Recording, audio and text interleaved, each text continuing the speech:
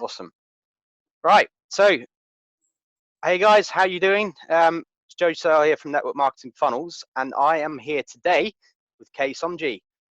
He's been involved in network marketing quite a while now, and successfully built up a nice little business for himself. I'll let you kind of explain everything, and yeah, take it from there, Kay.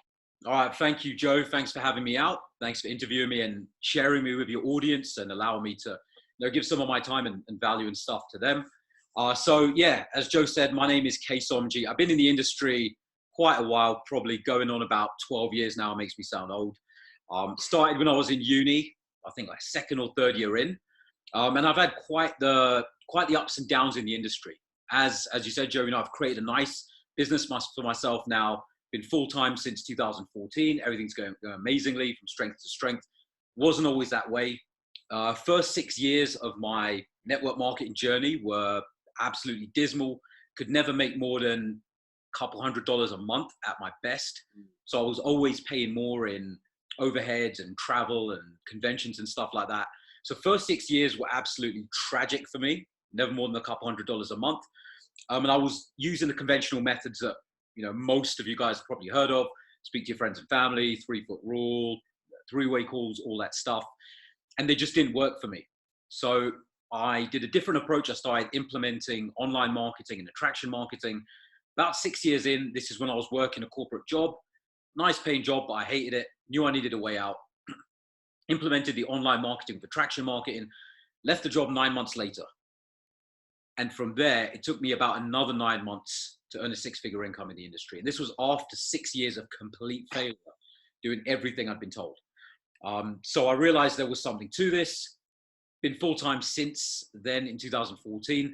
And what I've been working on lately as well is coaching and training other network marketers how to build their businesses online, how to use attraction marketing, and how to, as the name implies, attract people to them so they're not chasing everybody out there. And my community is called Network Marketing Raw, and that's the mission I'm on, to help people build their businesses in that fashion and have a lot more leverage. And it's interesting that you kind of, your whole approach to network marketing is, you've essentially, for lack of a better phrase, you flip the script on how you attract people, and how you generate, how you grow your downline, how you bring customers in.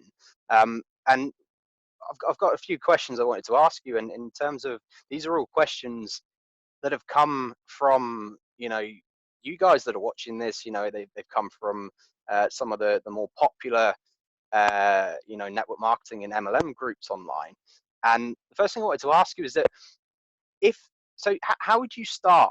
How would you personally start a conversation and introduce your opportunity or your product using the principles that you advocate in your business? Yeah, so to introduce the product, the opportunity, the service, what most people will do is they try and find some kind of transition. They'll say, well, I need to sneak my supplement in there. I need to sneak my shampoo in there. I need to sneak my face cream in there. But the thing is, when you're talking to the right audience, you don't need to sneak that stuff in there. It's like, if you have, I'm going to use quite a few analogies here, it's just what I do, but if you have something to do with football and you're talking to another football fan of the same team, you don't need to sneak it in there, right? So if you have a health and wellness product, your target audience should be the people who want health and wellness products, the people who want to lose weight, the people who want to gain muscle, the people who want to, whatever it is, they want what you have. And then to bring up is a lot easier because you're already talking about that topic.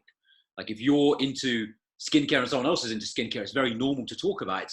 It's much more normal to introduce it than to say, hey, by the way, I know it's raining outside, but I've got this amazing skin cream. Like, that's obviously bloody awkward.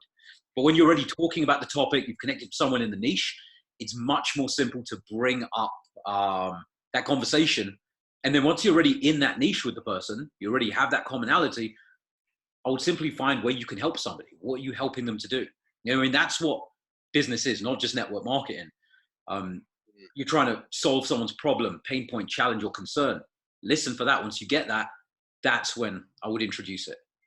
And it's interesting as well, because a lot of people involved in network marketing opportunities, it's almost as if they don't see it as a traditional business, because it isn't so much a traditional business model in the way that, you know, that they kind of, most businesses will obviously pay for advertising, they market their businesses, then it relies on, you know, individuals and starting conversations. People don't believe, because of that, that it's a real business. I mean, what would you say to that?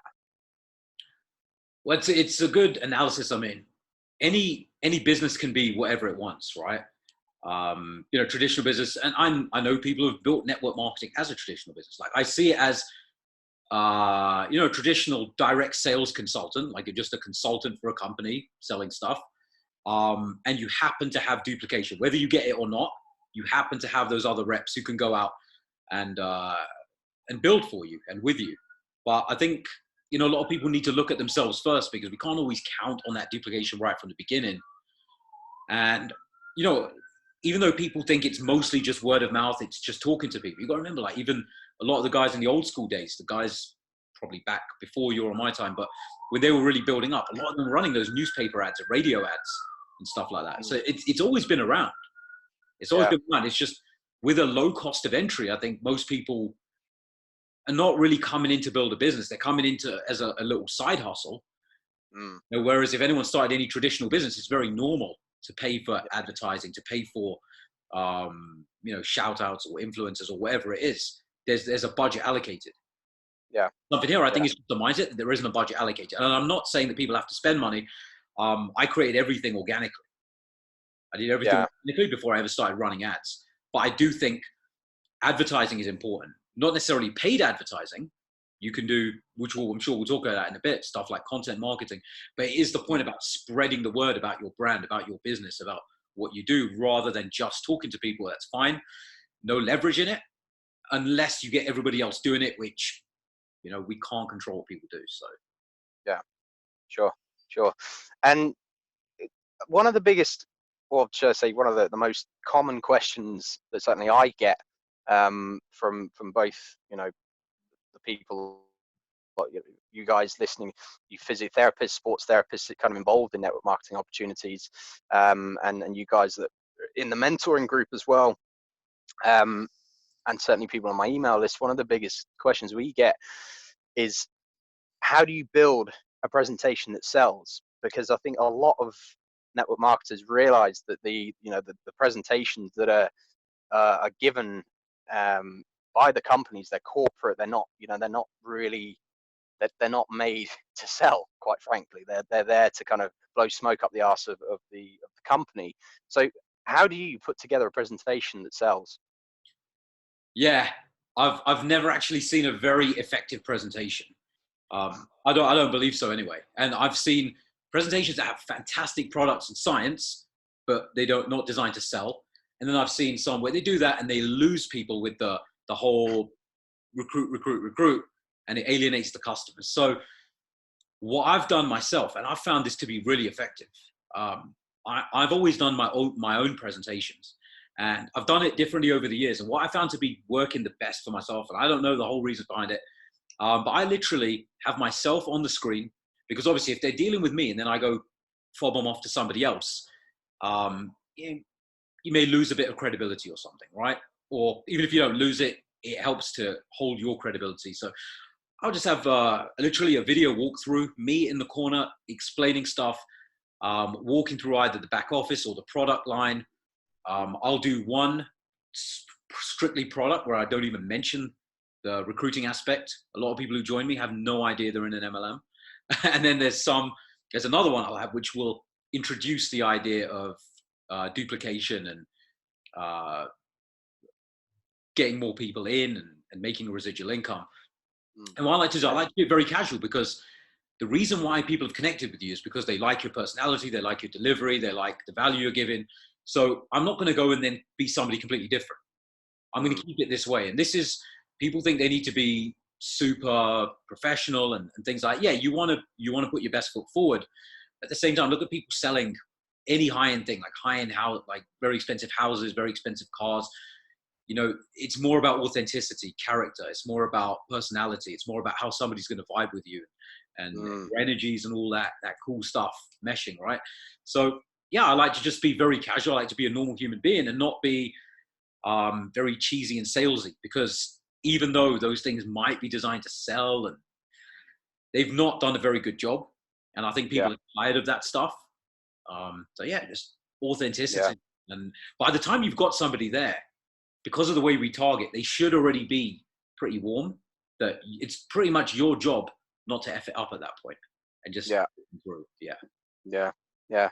And it's interesting that you say, that your prospects, a lot of them didn't even know that you were involved in a network marketing opportunity. They've purely been attracted to you as a person and your personality, and effectively the solution that you're providing. It's that's all it is. They're getting to know you initially and to like you and trust you before you even start talking about the product and what it can do and all its features and benefits. And that, I think certainly that's something that a lot of network marketers get around the wrong way. They're there pushing the features and the benefits, and this is the most amazing product in the world. And people are like, so what? They just don't care. Yeah. Um, and it kind of brings me sort of nicely onto the next question as well. So when you're recruiting, and this is another one, so many people ask me this, when you're recruiting, what factors do you believe carry the most weight with prospects? Most weight with prospects. Like, I like to put myself in that position where I've been looking at different things and I've been the prospect. Um, for me, I always look at somebody who can help me get to where I want to go. Like, not necessarily hold my hand, but I'm going to align with where I think I'm going to be most likely to hit my goals. And there's a lot of controversy in this industry about that, about the sponsor shopping. Mm, And when I actually dig down and look at it, I think it's a very normal thing, because like, if you're going to join something, you're going to go where you have the best chance of success, where you perceive you have the best chance of success. So I think what's going to carry the most weight with the prospect is, you may have heard this before. This is something that's said a lot, but I do kind of agree with it. They say, does this work? People that usually have three questions. Does this work? I'm forgetting them now. Does this work? How does this work? And will you help me do it? I think something like that. I mm, think, yeah, yeah. yeah. Nailed it, nailed it. That's And pretty much what the prospects are looking for, is because, back in the day, there was not too much about network marketing. Now people get hundreds of people message them all the time. You've yeah, got to bring something more to the table. So they're always looking where they can get the most value yeah, and support. sure, sure. And with regards, and this one, I mean, I think I kind of know which kind of way you're going to be going down with this, but nonetheless, I'm still going to ask it because it's another question that gets bandied around a lot, and I think it's certainly from people who are either consider themselves failing or to have failed in network marketing, and I think there's actually a failure rate rather, of bandied around of about 95% in the industry, which is quite appalling, to be honest. But do you think the MLM industry or the network marketing industry is dying? It's an interesting question. I mean, depends how we classify dying. I wouldn't say it's dying. I mean, by numbers, I'm sure I haven't looked up, I'm sure it's expanding. But I do think some stuff is really getting out of hand, especially with all these Ponzi schemes that have popped up lately, which obviously aren't network marketing, but they operate under the guise of network marketing. There's all these Ponzi's. There's a lot of companies that just come and go. There's very low barrier to entry in this industry. It seems like companies can come up from anywhere. Distributors can just come in. So I wouldn't say it's necessarily dying. I do think the reputation is going down. I think it's getting hurt, and I think it is becoming, in some respects, a bit of a joke. Yeah. Yeah, yeah, yeah. It's definitely it.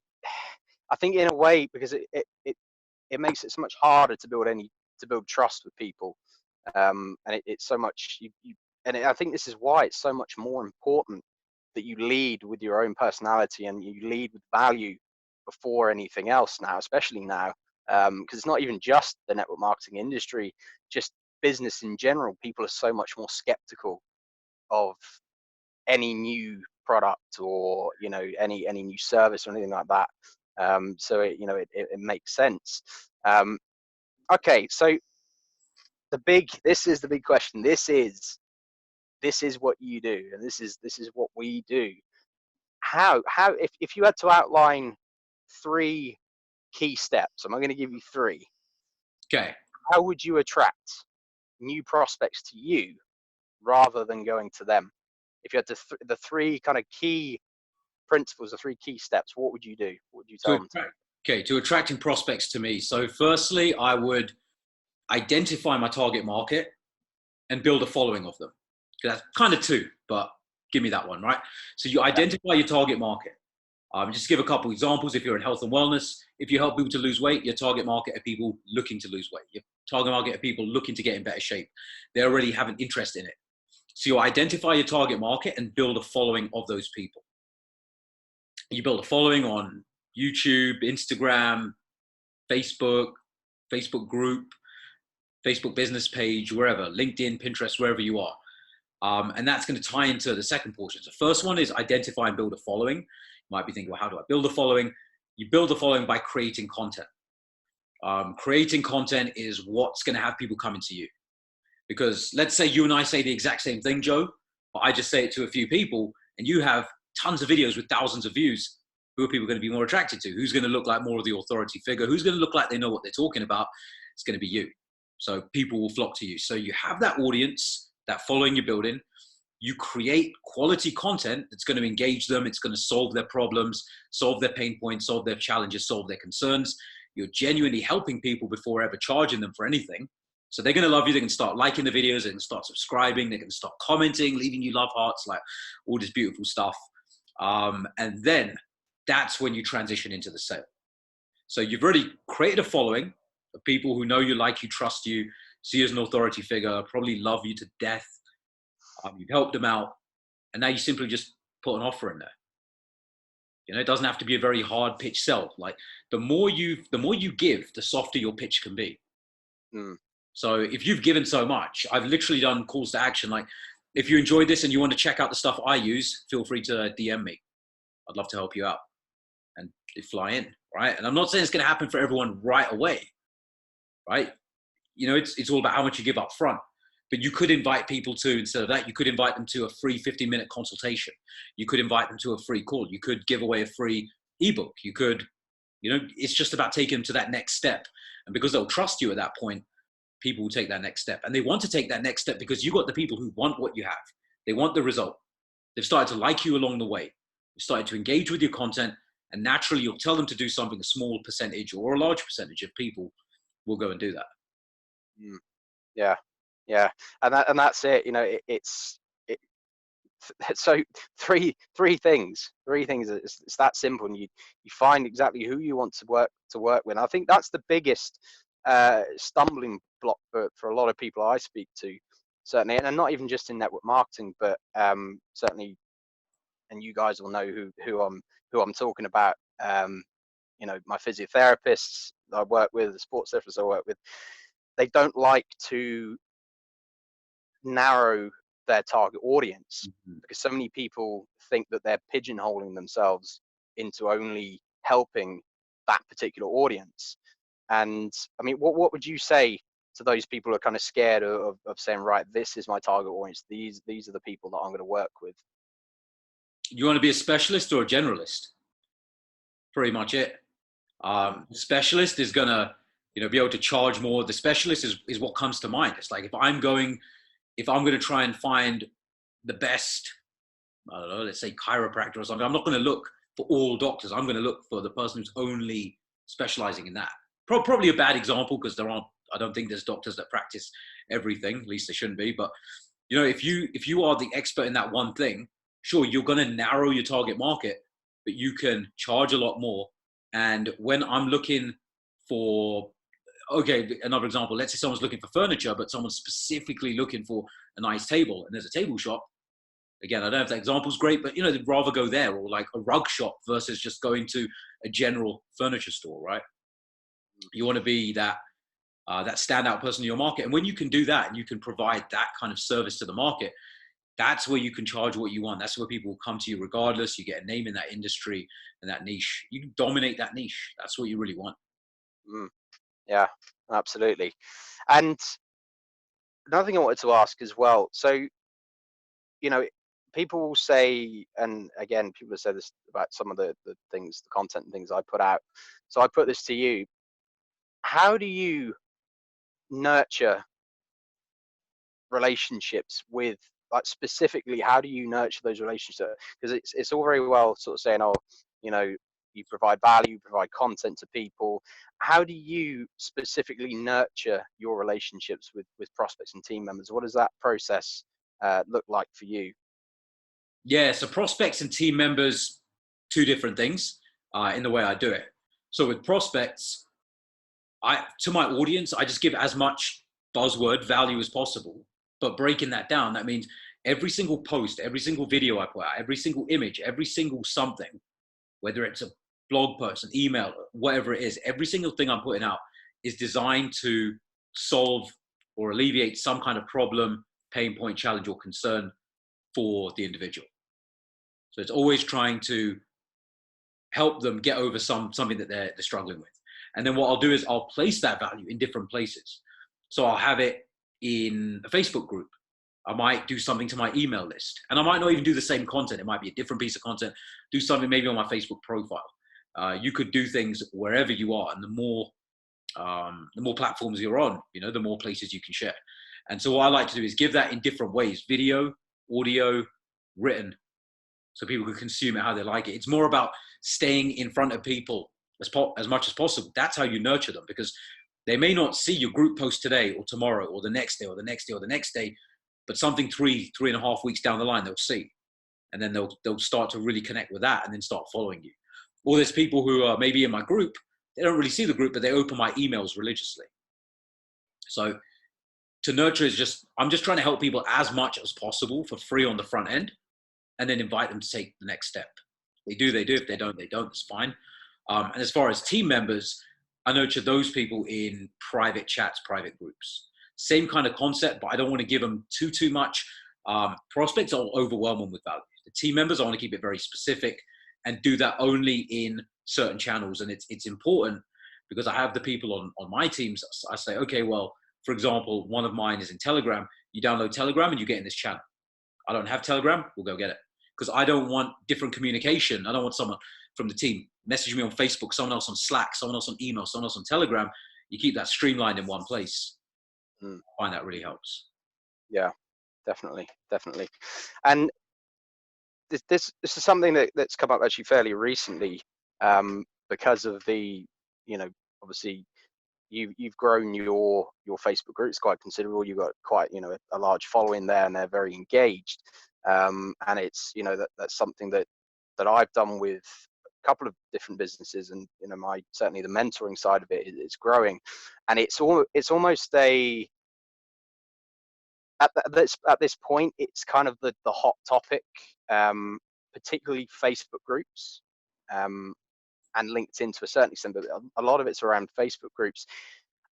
How do you suggest growing your Facebook group? What's your kind of top tip with growing a group, like a Facebook group, LinkedIn group, your own kind of community that you can market to and provide value to? Yeah, so groups, I think they're the best place. And I mean, obviously you get that sense of community, people commenting back to each other, people liking each other's stuff, giving those love hearts. Like, a lot of the group members are, you know, for lack of better expression, doing the work for you. But what you're actually doing is you're facilitating a place where they can have relationships and get to chat and know people around the same subject. And so what you want to do with the group is, first thing is, content is paramount. Content is king. If you've got rubbish content in your group, sorry to say, it's going to be kind of tough to scale. But you want to have good content. It doesn't have to be the best in the world.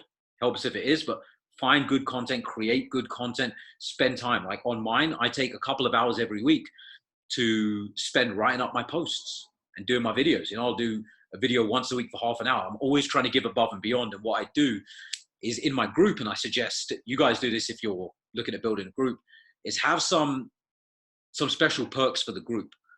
For example, my videos, they don't leave the group. If you want to watch the video, you have to be in the group.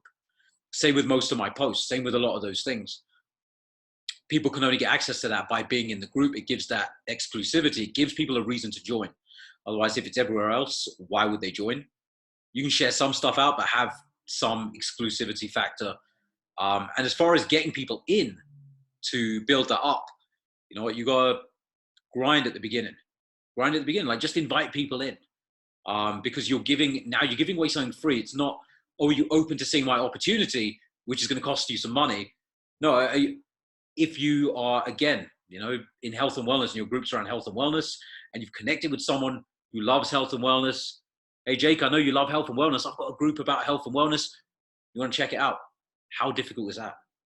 And or maybe give a benefit. I have a group about health and wellness where you're going to learn blah, blah, blah. You up for it?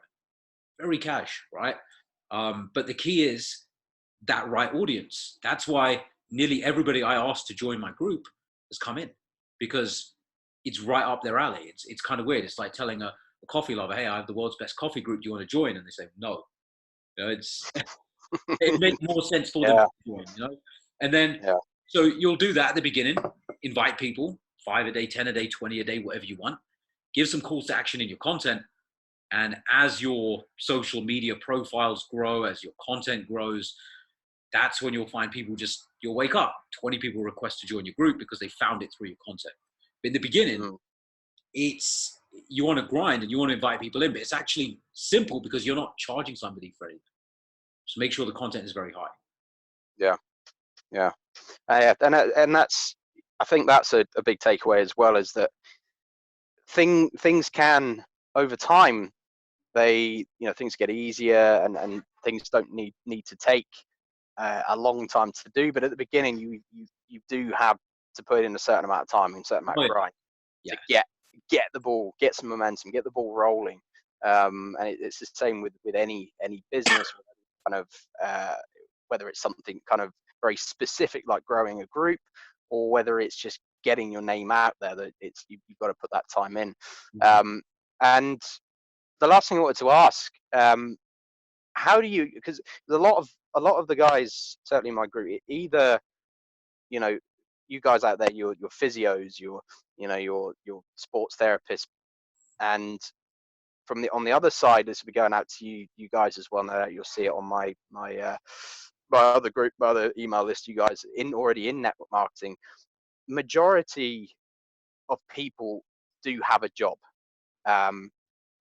But okay, coronavirus aside, most people, they've got a job, they're working around, kids, and they've got all this stuff going on, 9 to 5, then they'll come home, they've got the kids, how did you manage around your corporate job when you were kind of just starting out, when you were building things? How did you manage to grow your business when you were working full time? Yeah, that's an important thing for people to distinguish, is how to do that during their full-time jobs. And they've got to find what works for them. Firstly, obviously, it could be for you. When are you most productive and when can you get stuff done? If it's before work, it's before work. If it's during, be a bad boy or girl like I was, right? Do it on the job. But jokes aside, lunch break, after work, obviously you got to find the times that work for you and suit you. And then the key is to time block it. So obviously, you're not going to build a business in half an hour a day, let's be real, but hour and a half, 2 hours, 3 hours a day.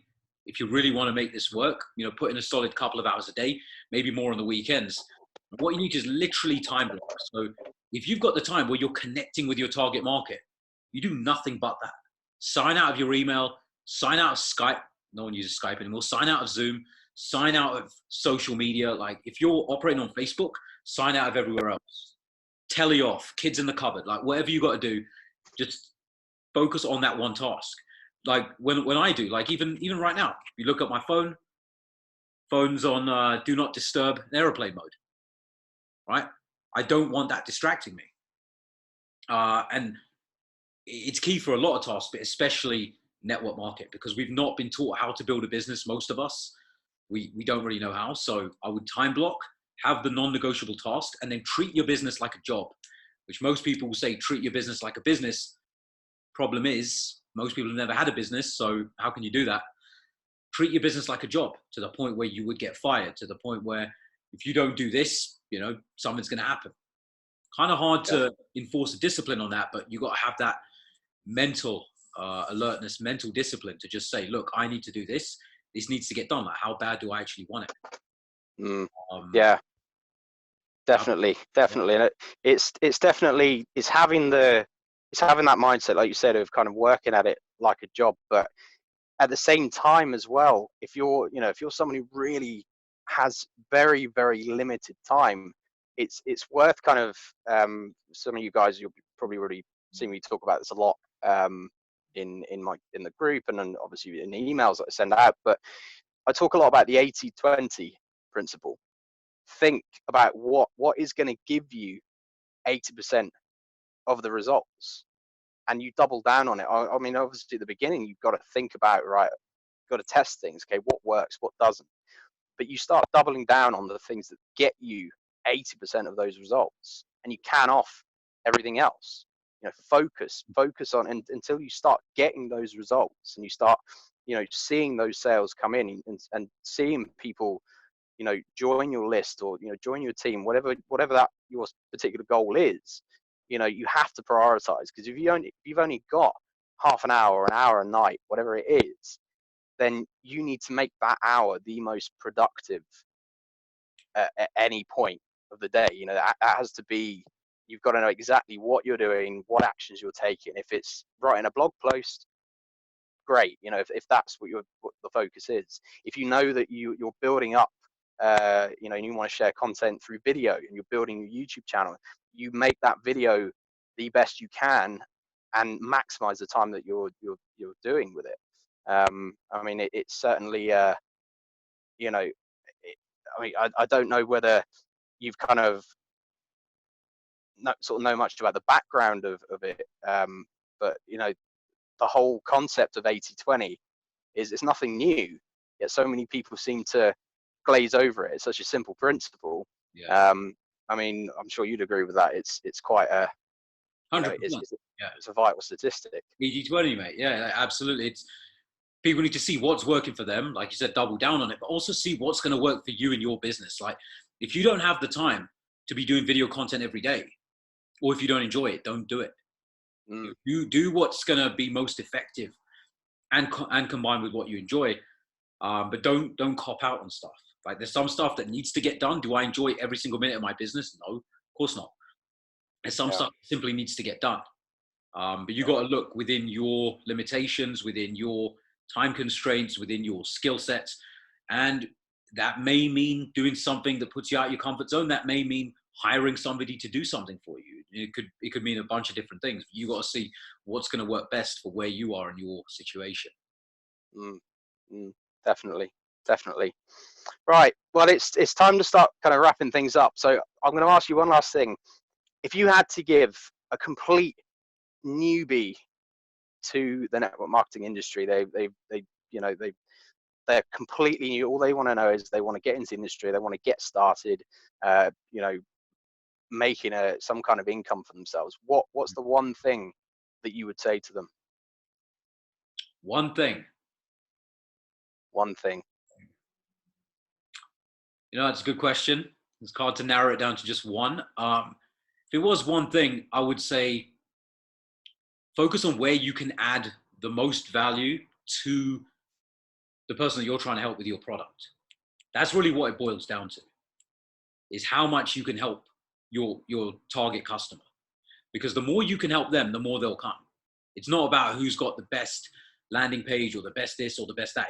It sounds a little bit cliche, but it is the person who helps the most is going to have the most people come to them. And you just have to look online. Like, take network marketing out of the equation for a minute. Look at any content marketers. They may not have the best product, best service, but they're giving the most value. They're giving the most nuggets. They're giving the most information to their target market. And those are the people that people are coming back to. So that's what you always want to think about. And even transgressing from that a little bit, if someone was coming into the industry, I would say to them, promote something that you enjoy, you love, but you're also good at. Because I know some people who, they love stuff, but they're terrible at it. Like, let's say I love ballet. Never tried ballet, but I'm pretty sure I'd be pretty rubbish at it, having never done it. It's not just about what you love. It's what skill sets can you bring to the market. Like you said before, double down on your strengths. Right? Yeah. I think, run with something that you are good at, you can provide a lot of value to the marketplace with, and then just blow that up, like provide as much value to the marketplace around that and help as many people as possible. Mm, mm. Awesome. Well, listen, Kay, thank you, so much for coming on and doing this this little interview.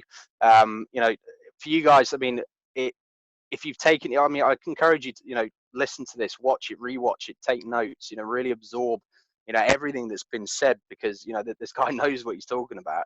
And, if you really take it to heart and you apply this to your business, and I don't even care, for you guys running your physiotherapy practices and your sports clinics, I'm telling you now, these are business principles. They're not just for network marketers as well. Right? It can explode any part of your business. You really, really focus on it.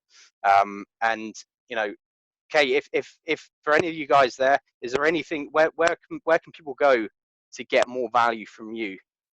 Yeah, best place to find me. I'm on social media, Facebook and Instagram, Kay Somji, but the best place to go is my Facebook group, Network Marketing Raw.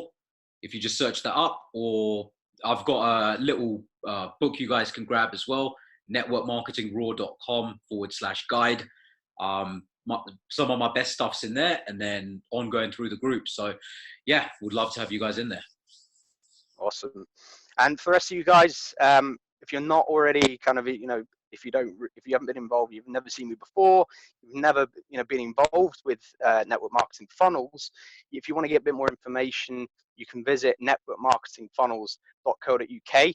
Equally, you can join our growing but very small Facebook group at Network Marketing Supremacy for more information on growing your downline, getting more customers without having to pester people and do all the nasty stuff that nobody likes doing.